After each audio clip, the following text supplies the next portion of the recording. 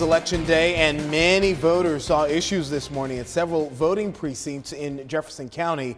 The county clerk's office says a software update designed to safeguard the election caused delays. In response to those technical issues, the Kentucky Democratic Party filed a motion to extend voting hours past 6 p.m. They are in court right now this afternoon. You see a live look right there, and we'll update you as we know more what comes out of this hearing. But right now, voters are still making their ways to the polls. WDRB's Christy Batista joins us live from Shively with a look at what voters are experiencing there. Christy?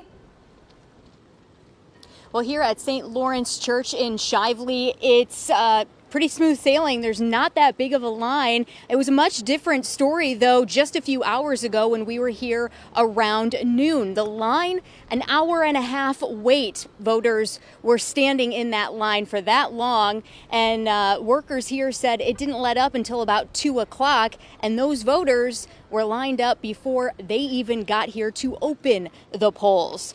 One precinct was the main problem here in particular today, with some voters, as I said, waiting in line for an hour and a half. Those in other precincts, though, were in and out in no time. So mixed reviews depending on who we talked to. Some were happy, saying it was pretty smooth sailing for them. But the voters who had to wait were frustrated about what they saw, saying the polling locations should have been more prepared for the turnout. Actually, it was pretty unusual. We walked right in. They said, well, we weren't expecting this. Are you kidding? Are you kidding? It's 2024, the presidential election. So, uncalled for. We just heard a bit of a applause in the polling place here, but the clerk's office says this wasn't an issue with turnout. They always expect a high turnout for a general election.